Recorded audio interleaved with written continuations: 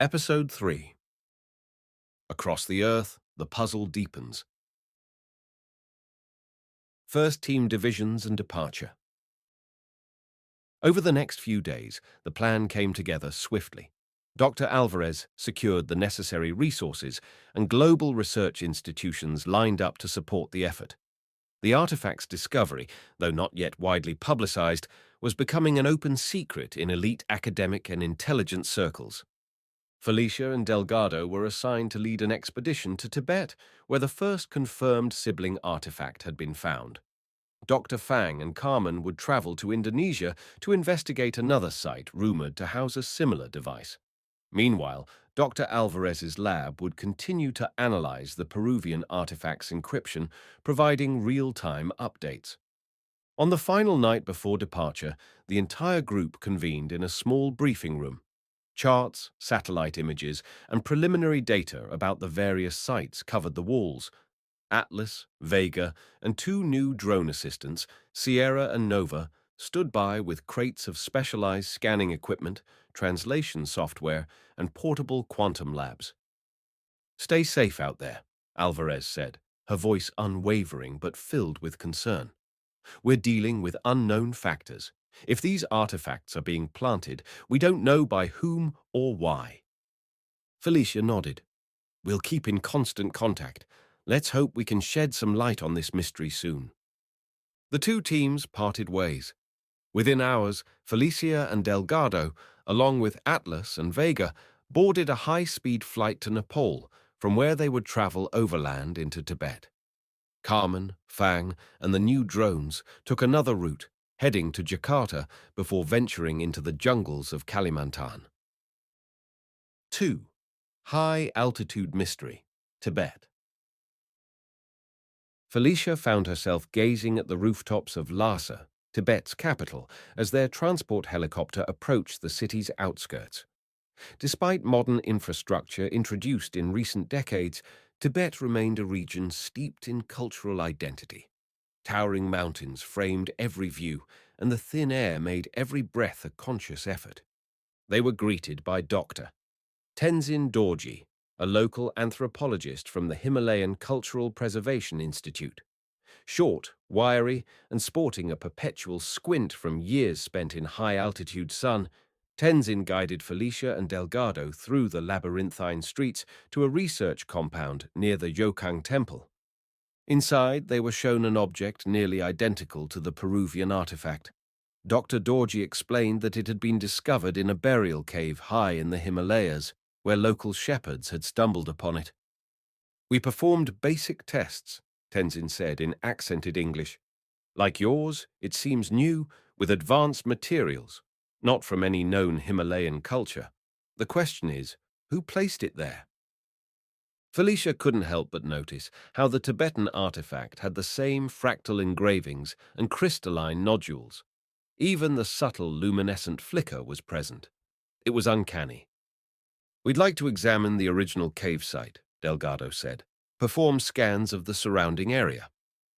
"We leave tomorrow," Tenzin replied. "It's a difficult journey, but we have a solid camp and oxygen supplies."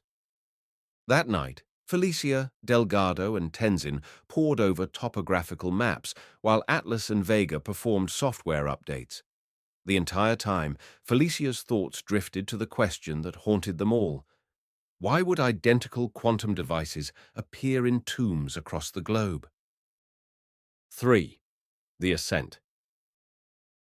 The next day, the team found themselves strapped into a rugged off-road vehicle, bouncing along dusty roads that wound ever higher into the mountains. Snow-capped peaks loomed in every direction, and the air grew thinner with each turn. At a remote outpost, they transferred to yaks for the final push to the cave site.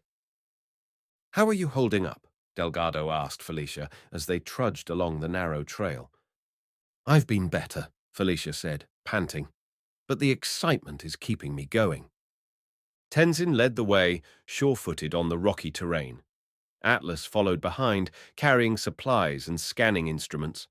Vega hovered overhead, its propellers whirring softly in the thin air. "Elevation is 4,900 meters, Vega announced. "Oxygen levels are at 60% of sea level. Please maintain safe exertion rates. Eventually, they reached a narrow crevice in the side of a steep cliff where Tenzin explained that a hidden cavern lay beyond. After a few precarious steps into the darkness, they entered a spacious chamber lit by cracks in the rock ceiling. At the far end lay a row of ancient cairns, stacked stones used in Tibetan burial customs. "This is where the artifact was found," Tenzin said softly, bowing his head in respect for the burial site. Felicia and Delgado immediately began scanning the area with ground-penetrating radar and electromagnetic sensors. Atlas set up a portable workstation while Vega mapped the interior with LiDAR. In the dim, dusty air, specks of sunlight danced across the stone walls, revealing faded murals of Tibetan deities and symbolic imagery. Yet, among these ancient relics, the presence of a state-of-the-art quantum device defied understanding. No residual footprints or drag marks indicating how recently it was placed here, Delgado noted, scrolling through the sensor data. The ground is too rocky. "We do have trace metal residues near one of the cairns," Felicia said, pointing at a readout. "Like someone placed the artifact on top or inside it." Tenzin nodded gravely. "It's as if the device was hidden in plain sight, waiting for the right eyes to find it. Almost ceremonial." Felicia knelt beside the cairn, her breath labored from the altitude. She gently brushed away some loose stones. Underneath, she discovered faint scratch marks on the rock, straight lines, as though something heavy and metallic had been placed there. "Someone did this recently," she said, her voice echoing in the cavern. "But who?" She turned to Atlas. "Begin a surface-level chemical analysis on these scratch marks. Look for any unusual residue that might match the artifact's composition." "Acknowledged," Atlas replied, extending a scanning probe from its forearm. As the robot worked, Delgado and Tenzin explored the cavern's perimeter. They found nothing else out of the ordinary, just ancient relics consistent with traditional Tibetan burials. After several hours, they had gathered all the data they could. The sun was low when they emerged from the cave, each step sending pebbles clattering into the ravine below. A hush fell over the group. The immensity of the landscape and the mystery weighed heavily. "Another advanced device in an ancient site," Delgado mused aloud, gazing at the sweeping Himalayan vista. "It's almost blasphemous." Felicia didn't respond, her thoughts drifting to Fang and Carmen in Indonesia, likely encountering a similar enigma under the hot, humid canopy of the rainforest. 4. Meanwhile in Indonesia. Half a world away, Dr. Fang and Carmen Ochoa found themselves deep in the heart of Kalimantan, Indonesian Borneo. Their local guide, Rahim, navigated a narrow motorized canoe along a winding river, flanked by dense jungle. The air was thick with moisture and buzzing insects. "I could do without the mosquitoes," Carmen muttered, slapping her arm. "Focus on the big mystery," Fang quipped, swatting at his own neck. The artifact rumored to be here was found near an ancient burial site belonging to the Dayak people. Rahim nodded. Dayak tribes have lived here for centuries. They have burial poles called Tiang Sandong, but the specific site you seek is deeper inland, not often visited. When they finally reached the designated spot, they disembarked into ankle-deep mud. Fang activated Sierra and Nova, the two new drone assistants, which rose smoothly into the air. Carmen donned lightweight exo-boots that helped navigate the uneven terrain. They trudged through the forest until they reached a small clearing.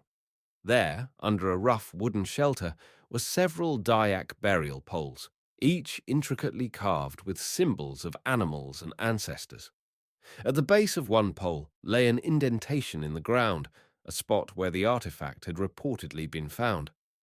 "Locals say it was discovered just days ago," Rahim explained. "They brought it to the district officer, who sent images to anthropologists in Jakarta." Fang and Carmen approached the site cautiously. The ground-penetrating radar from Sierra drone revealed that the soil around the burial pole had been disturbed recently. Nova captured high-resolution images, scanning for metallic traces. Fang knelt, examining a faint imprint in the mud. This shape matches the general footprint of the device from Peru and Tibet, Fang said, glancing at Carmen. Identical curvature. Carmen frowned. Why place it here? Dayak burials have spiritual significance, but there's no apparent reason to hide a quantum device in a place so remote. Unless the choice of location is symbolic, Fang suggested. Whoever is doing this might be drawing on cultural or spiritual energies, or maybe just ensuring these objects remain undisturbed until discovered. They spent the next 2 days examining the site, interviewing local witnesses, and comparing notes with the district officer who'd first seen the device. As in Tibet and Peru, the story was the same. Advanced quantum technology placed in an ancient resting place, discovered only by happenstance. By the end of their field investigation, Fang and Carmen confirmed that the Indonesian artifact was virtually identical to the others. Late one evening, Fang sat hunched over a portable quantum workstation in their makeshift camp, trying to decode some partial data shared from Dr. Alvarez's team back in Cusco.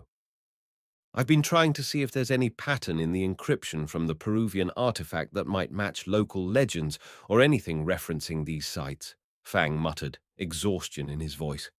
But it's too obscure. Carmen stood nearby, arms folded.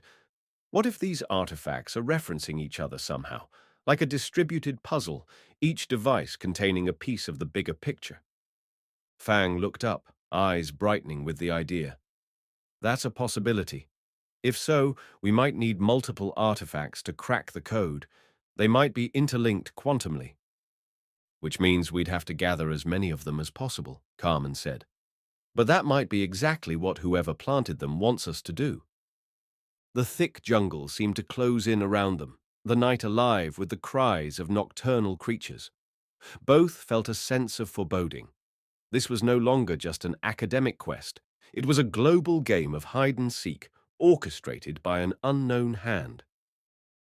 5. A revelatory meeting. A week passed.